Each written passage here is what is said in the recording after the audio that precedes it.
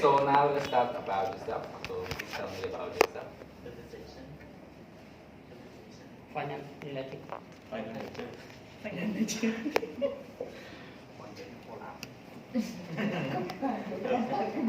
my name is Ingrid, and I graduated from the University of Finance, Economics and Law. My major is Finance and Banking now. I work at DA as a junior accountant, and my role is making a financial supplier, making payroll,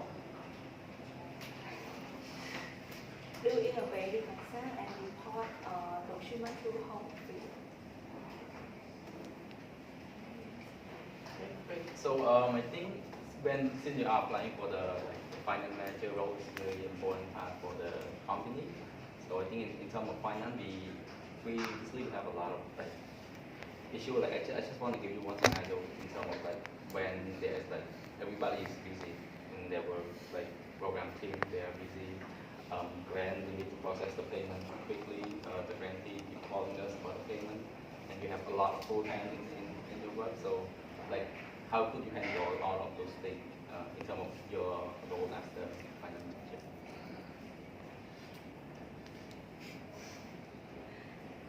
As the task you task the deadline is the priority, I will do it first, and I will manage my time to do it.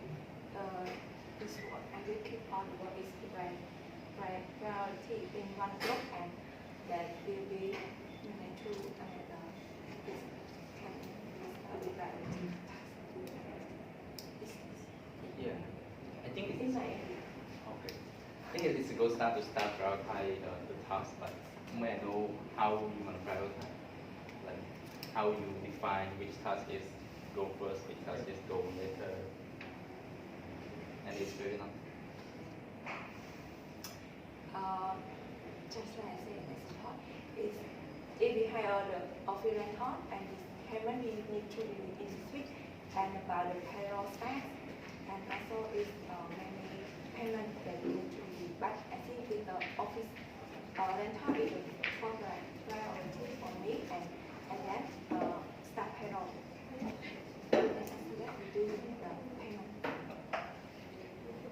I have just one last question. Like when you work every day, there's always challenge, and some challenge be like it could stop or block us. So when you got stuck at some time, what would you do?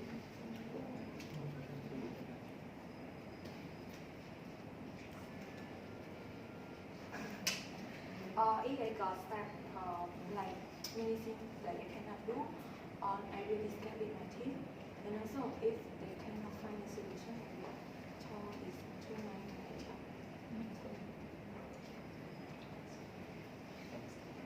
HR, you have any question? Okay.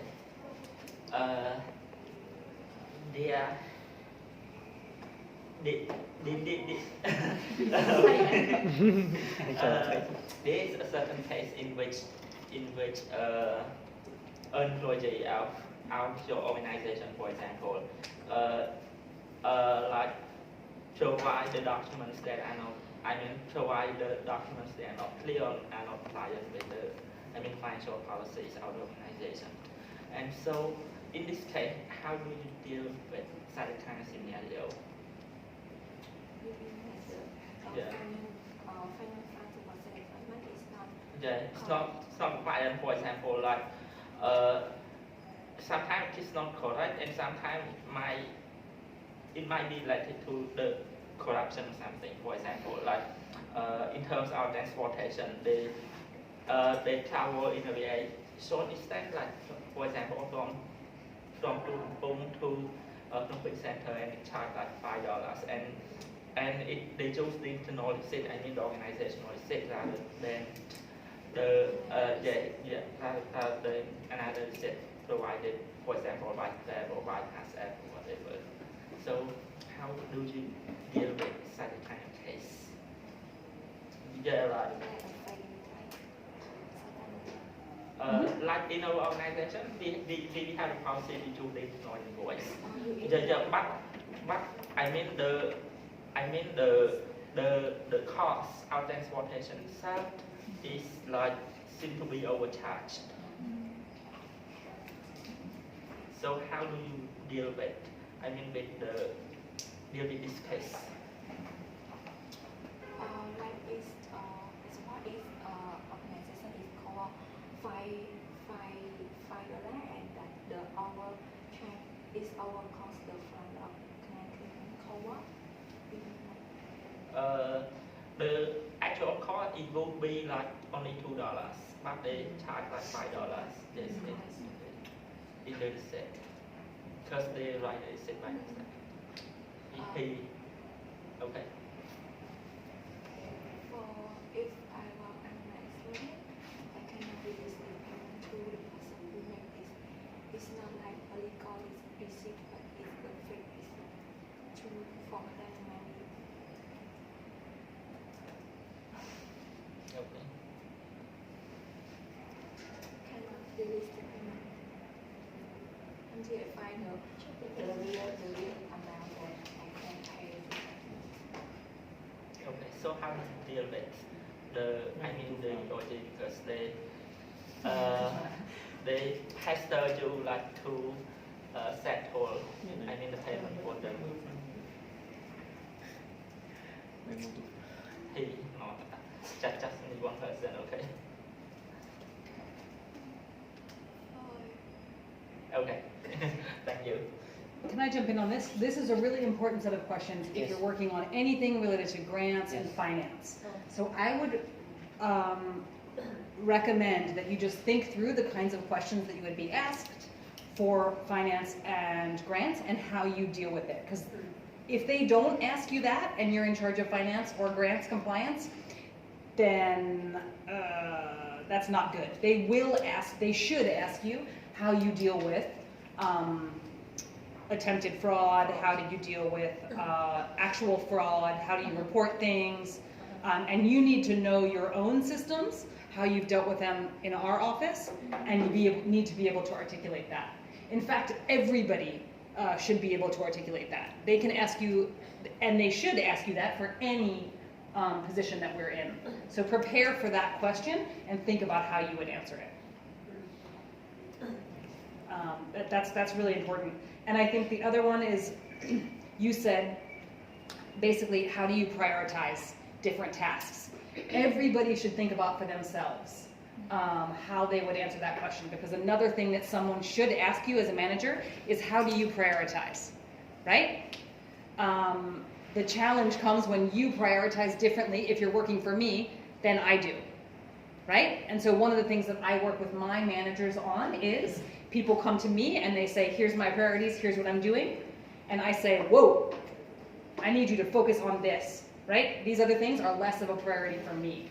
So often for me, priorities are about communication. But you have to realize that just because you prioritize something, it does not mean that that's what your manager is prioritizing for the whole team. So I really recommend you all thinking about that prioritization question and thinking about how you would articulate it. Your strategy, and very quickly how you would tell someone that you know how to prioritize. Because you definitely won't move up into management if you can't articulate that. And if you're a manager now and you can't articulate that, it's amazing. You need to be able to discuss that. Because the world is no longer the one where a boss gives you a list of things to do in a day. It's not going to happen anymore. 21st century, it's over. And prioritization skill that I always prioritize term of urgency and importance, like what I did. And sometimes just like I communicate with my supervisor whether this task is really important and it's really urgent. If so, I would do it first. And critically, it's not about saying to your boss, what should I prioritize? No. It's saying, this is what I'm thinking. This is what I'm going to focus on this week, and this is what I can get done by Friday. Let them say, approved. Do not get your boss to tell you what to do. Okay. Think about your boss I know everybody thinks it's like super awesome to be the boss. It's not always super awesome to be the boss. You have to make a bajillion decisions all the time. So make it easier for your managers, make it easier for your boss to make those decisions, right? But good questions. Everybody should prepare for prioritization. How do you deal with fraud? How do you deal with an attempted ethical challenge? All of those things. So maybe Linghort can write up some of those key questions after this to send around to everybody. Just one thing about the question that I asked about it, when you get point value and stuff. What should you do? I just had an answer. I just let you guys think about that answer. So to me, I feel when I got stuck in something, I will step back and see a bigger picture of the problem, like what is stuck in me, what is the stakeholder that get me stuck, and I can start from that small little thing and move forward. That is my response. So, what do you think? Can I jump into this one? Think whether like is it a 5-minute job, and then if you are stuck, don't spend more than 1 hour just to think. You know? Yes. Such an important piece. Think about the dollar value or the time value of the task you are working on, right? So what if I am trying to deal with a 13-cent financial transaction? If I need somebody to fix that, I should not spend my time fixing that. I need to pass that to somebody else. I need to deal with the $100,000 issue, right? So thinking about the time it takes or the financial piece of that transaction is especially important as you elevate in management. Yeah. That's such an important thing to do. Not spend a bunch of time on something that is not a priority task. And think about what it's going to take to get it done. Very important. Can you write that down under good? One more thing, in case Finley that she's having to find answer to respond to down below. So if you were her, what you gonna prepare for the situation? Since we are having to reply as soon as possible, what you gonna prepare for the situation? So from what I observed, one thing I feel like Kimberly don't fully understand what Rob is asking. If that's the case, feel free to clarify. Clarify can be, you can do it in both ways. Like, can you repeat your question one more time? Or you summarize it. So you say, so this is what happened, someone come in with the receipt, blah, blah, blah, blah, and then what should I do? Correct? You can do that, just to verify your understanding. Because sometimes you ask someone to repeat for the second time, you still not understand what they are talking about. So, like, just observe and like try to investigate. Also, I think, You go first. and sometimes when we repeat the question, it's also save time to think. Yeah. Sometimes we get not a good answer, but 2, 3, 5 seconds could have. Yeah. Yeah, And I think Kate mentioned was right, because like you need to be ready for this kind of question, because it kind of like pop up all the time, like especially related to that kind of job. Like how do you deal with fraud, how you do this and that. So think of like what is the practical way that you can answer to this. If I work in Lee, my solution would be, okay, now someone comes in with $5 receipt from here to Royal Palace. Let's say the meeting is just right by Royal Palace and then the receipt say $5. Let's say we know that it costs like 3,500 by percent, right? So if that's the case, I think if we know that it might be as a fraud case, so you might want to do the investigation. So investigation can be done in different ways. So either you ask that particular individual to give you the explanation why it had to be like that. Because sometimes you don't know. Let's say they just go here, from here to there, but they stop along the way for something, some urgency, and then they stop. You can do it and doing that, and then so it cost would be up to them. Right? So don't make assumption too quickly. At least try to understand first, and then from there, yeah. If it is like one-time thing, I think you might want to do differently. But if like from that particular individual, they receive always like that, like the price seems to be high compared to the other, like so different. So this is the case that kind of like you need to really put into the consideration and then find the way to investigate. And the good thing is like don't start alone there. Talk to someone in your team. Talk to your supervisor. Yes, and then try to modify. And then from there, you can take the next action. And I think each organization they have different policy. And then so have a look at the policy. So what should they do regarding to the fraud? And then from that you can have the clear guidance on how to do it correctly. I think we are almost out of time. So, what else you guys wish to know more besides what we practice here? Can I have one thing for you all to think through? I think this is a question that kind of like it's a good one. Like normally when you come into the interview, you always discuss about your best quality, why I'm good at this job, what have I done, right? But what is at some point they're gonna ask like, what is your weakest point that we should, as an employer, should worry about? It's a hard one. Has anybody been asked that recently? Yes, Yeah? not recently, in the past year. No. Did we ask you that at DI? No. Okay. That's a good one. Why don't you just do a quick brainstorm around the other questions that you all think might be asked so that you can have them on paper and it'll help everyone with the preparation. Yeah? If you want to do it in Khmer, you can. You have to finish in very few minutes. Okay? But I think it'd be really good. I think a lot of you know many of these things, but the key element to me is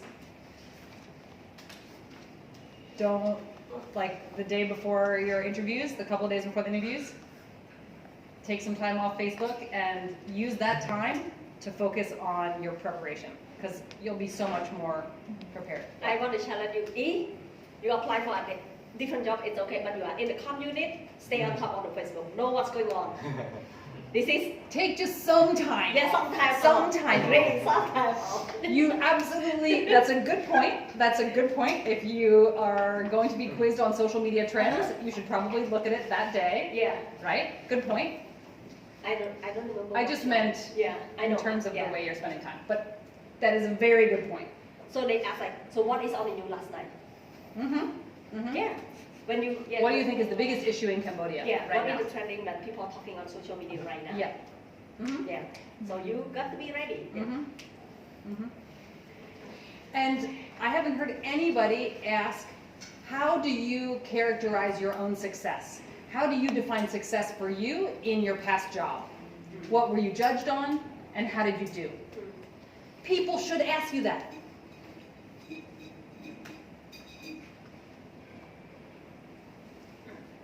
Places you guys want to work, right? Chandi always talks about innovative culture. Huh? What? Culture of innovation. If you want to work in a place that has a culture of innovation, they need to ask you these kind of questions. So if this is what you're looking for, it's not going to be only technical questions. And if you can't talk about your own success, why would they hire you to be at their organization, right? And I think one thing about the organizational culture is really important. Since like you grow up here at DI, you know that we have the best environment ever. I would say that because I compare to my past job, I would say this is the best one. So in your next job, you might find something quite different. So if like this is a part of thing that you really care about, I think you should ask questions about it.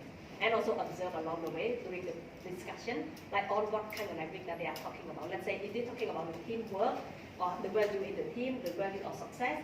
So it kind of like you will be able to get that sense, like how people actually like building the culture within the organization. Because one thing that I see, like whenever that you sign into that organization, not many people that kind of like, okay, I don't like this place, and then I'm gonna walk out after 3 months, like after 1 week or 2 weeks. Like Not many? not many, like especially to be honest, like our fellow Cambodians don't really do so. I have a lot of people that come to me and say that I'm so frustrated, like I don't really like the place, but I cannot leave the job. So why you cannot leave the job? Well, like, it's not good like to leave a job after you start for 2 weeks. Mm. You know, so this is like before you actually like get into that organization, before you accept it. At least, yeah, looking to your own option. It's not like you wanting the job alone, right? Just think it through, because us. It's a relationship. Yeah, the relationship. Yeah, because you sign that contract, you can break it. Yeah, you can break it at some point, but not that easily. Yeah. So this is important. So, That's a great point. so before we end, I have one. It's 2-minute video. It's all about the powers of word. And I think that some of you might have seen this video. Xin hai. Yes. But those who not have seen,